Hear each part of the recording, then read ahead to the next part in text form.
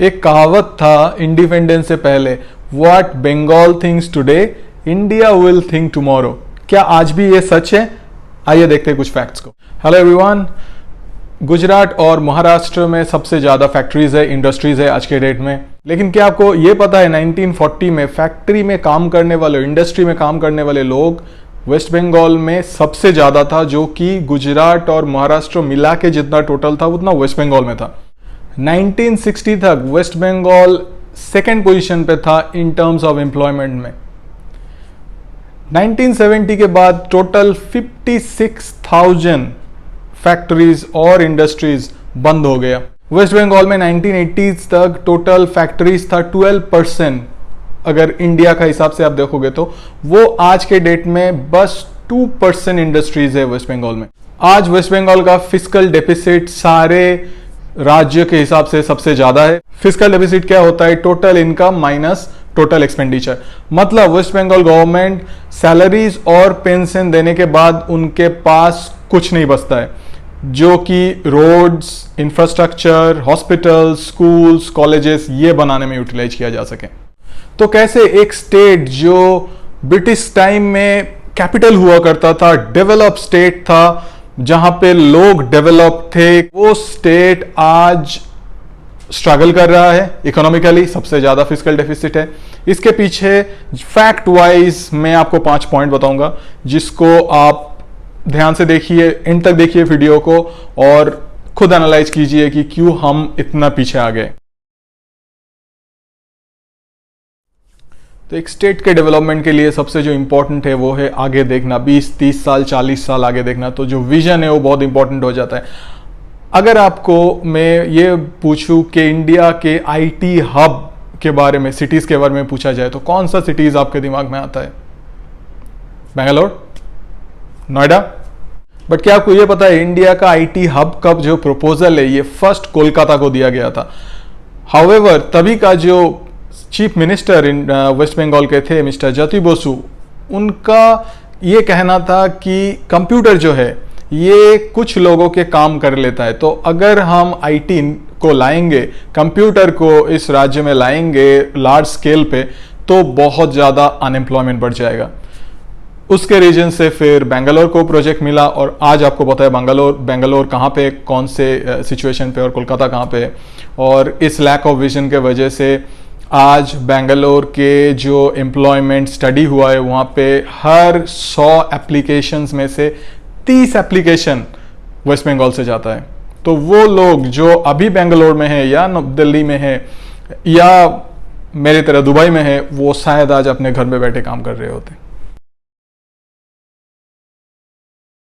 Dunlop, book bond, जेके tyres, Philips और recently Tata, ये सारे वेस्ट बंगाल छोड़ के चले गए। 56,000 मैंने आपको बताया कि इंडस्ट्रीज और फैक्ट्रीज लास्ट 30-40 साल में वेस्ट बंगाल छोड़ के चला गया। तो इसका जो एक रिपरकशन आया बहुत भारी पड़ा बंगालीज के ऊपर, हमारे ऊपर, क्योंकि बहुत लाखों लोग जॉबलेस हो गया और जो फैक्ट्रीज बंद हुए अचानक से हो गए। जो यूनियन फैक्ट्रीज को प्रोटेक्ट करने के लिए लाया गया था, वही यूनियन के वजह से सारे फैक्ट्रीज बंद हो गया। तो जो रिजल्ट है उस यूनियन का वो बड़ा नेगेटिव आया हमारे इंडस्ट्रीज के ऊपर। इसका जो इफेक्ट आया पर कैपिटा इनकम पे, पर कैपिटा इनकम क्या होता है? एक स्टेट का total income divided by total population. तो अगर वेस्ट बंगाल का पर कैपिटा इनकम देखें, वो आज के डेट में है 1.09 लाख पर एनम। मतलब एक बंगाली, एक वेस्ट बंगाल के जो रहने वाले हैं वो सिर्फ अराउंड 9,000 कमा लेते पर मंथ, जो कि इनफ नहीं है। अगर आप नेवर को देखें, त्रिपुरा जो कि एक स्मॉल स्टेट है, वहां पे भी लोग 11,000 पर मंथ कमा लेते हैं एज एन एवरेज। इंडिया का टोटल अगर आप देखें तो वो है 13,000। तो इंडिया के जो पर कैपिटा इनकम है उसके हिसाब से भी हम काफ़ी नीचे है, ऑल्दो कोलकाता जैसे मेट्रोपॉलिटन सिटी है हमारे पास। और हम वेस्ट बंगाल के लोग बांग्लादेश को ताना देते हैं हर सेकंड पे, उस बांग्लादेश का भी पर कैपिटा इनकम है 11,000। ओवर रिलायंस ऑन सरकारी चाकरी, मतलब गवर्नमेंट जॉब। सरकारी नौकरी है तो आपको हैंडसम डाउरी मिलेगा, ब्यूटीफुल वाइफ मिलेगा, रेस्पेक्ट मिलेगा सोसाइटी में।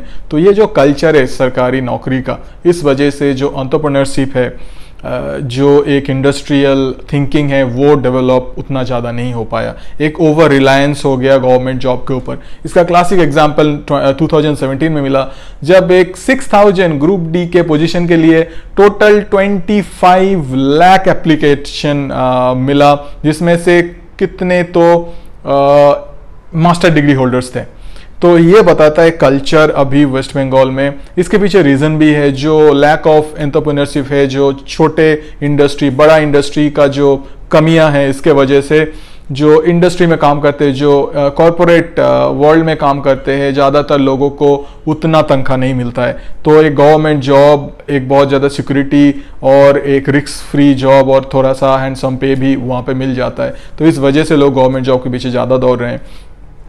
अब जिन लोगों ने अपने लिए कुछ करने का कोशिश किया अपने बलबूते पे, वो लो एक इंफ्रास्ट्रक्चर के वजह से छोटा दुकान या जो हॉकरी ये सब कर लेते हैं। इसमें 80% जो अपने कुछ करने का कोशिश किया, उनका इनकम है मंथली 7500, जो कि अगेन आपको बताता है कि इनफ नहीं है। एक स्टेट का डेवलपमेंट तब ज़्यादा होता है जब उसके पास यंग जो वर्कफोर्स है वो बहुत ज़्यादा हो। कोलकाता में जो फर्टिलिटी रेट है वुमेन का वो सबसे कम है, 1.6 है, जो इंडिया का एवरेज ऑलमोस्ट 2 है, जिससे काफ़ी कम है। अब अगर इस एजिंग पॉपुलेशन को ओवरटर्न करना है तो वो फर्टिलिटी रेट होना चाहिए 2.2। तो आप देख रहे हो कितना डिफरेंस है उसमें। अगर आप फैक्ट्स में जाए तो 5 मेजर अगर मेट्रोपॉलिटन सिटीज़ का कंपैरिजन मैंने यहाँ पे दिखाया है, इसमें आप देख सकते हो कि कोलकाता का लोएस्ट है इन टर्म्स ऑफ जो यंग पॉपुलेशन है, 20 to 24 के बीच में है, सिर्फ 8.9% आप देख रहे हो। बाकी स्टेट का काफ़ी आगे है। 25 to 29 के जो एज ग्रुप है उसमें है 9.03%। बाकी आप मेट्रोपॉलिटन सिटी का देख लो, उनका यंग फोर्स उससे भी ज़्यादा है। तो 25 to जो 29 है, यहाँ पे बहुत ज़्यादा लोग वर्कफोर्स है, ये काम करने वाले हैं, स्टूडेंट्स नहीं है। और अगर आप फिर हाईएस्ट ओल्ड पॉपुलेशन देख लो जो अबव 60 है, वो भी कोलकाता में सबसे हाईएस्ट है, 11.76%। तो जितना ओल्ड पॉपुलेशन होगा उतना ही कम लोग उतना काम वो प्रोड्यूस नहीं करते हैं, वो बस पेंशन रिसीव करते हैं या दूसरे के ऊपर डिपेंडेंट है। तो इस वजह से जो इकोनॉमिकल इम्पैक्ट है इस एजिंग वर्कफोर्स के वजह से, वो काफ़ी हद तक बहुत बड़ा है वेस्ट बंगाल के ऊपर। है जियोग्राफिकल जो एडवांटेज है उसको हमने अच्छे से यूटिलाइज नहीं कर पाया। कोलकाता के पास बहुत बड़ा पोर्ट है, हल्दिया पोर्ट, और ये जो हल्दिया पोर्ट है इससे वेस्ट बंगाल को पूरा एक्सेस मिल जाता है इंटरनेशनल मार्केट का। लाइक म्यांमार ले लो आप, मलेशिया, देन थाईलैंड जैसे मार्केट का एक्सेस मिल जाता है। बट हल्दिया पोर्ट का डेवलपमेंट उतना अच्छे से नहीं हुआ। रिसेंटली काफ़ी ईयर्स में जो हल्दिया पोर्ट का कैपेसिटी है, जो वाटर लेवल है, वो कम होता जा रहा है। इंफ्रास्ट्रक्चर उतना अच्छा नहीं है। जो फ्राइट 60-65% कैपेसिटी में हल्दिया पोर्ट में आता था, अभी उसका कैपेसिटी ऑलमोस्ट 10-20% कम हो गया है। 40-45% कैपेसिटी में वो जहाज आ रहे पोर्ट में, जो कि इनफ नहीं है। तो उस वजह से दूसरे पोर्ट यूज करने में ये लोग ये ज़्यादा प्रेफर कर रहे हैं दूसरे स्टेट का। तो ये भी एक नेगेटिव इम्पैक्ट है हमारे इंडस्ट्रीज़ के ऊपर, जहाँ पे हम काफ़ी हद तक इंडस्ट्री को यूटिलाइज कर पाते हैं कोलकाता में, अगर हमारे कम्युनिकेशन जो है विथ सी वो अच्छा होता। तो ये सारे रीज़न है, इस वजह से ये कुछ रीज़न है ओनली जिस वजह से हम थोड़ा सा पीछे आ गए हैं। बट ये रीजन जैसे डिसएडवांटेज है, यही सारे रीज़न एडवांटेज भी है अगर हम थोड़ा सा अपने सिचुएशन को चेंज कर ले, मेंटालिटी को चेंज कर ले। तो इस वीडियो को आप शेयर कीजिए, अवेयरनेस को बढ़ाइए, और अगर आपको अच्छा लगे आप लाइक कीजिए, कमेंट कीजिए, और प्लीज़ सब्सक्राइब कीजिए। Thank you so much for watching. I will see you with my next video.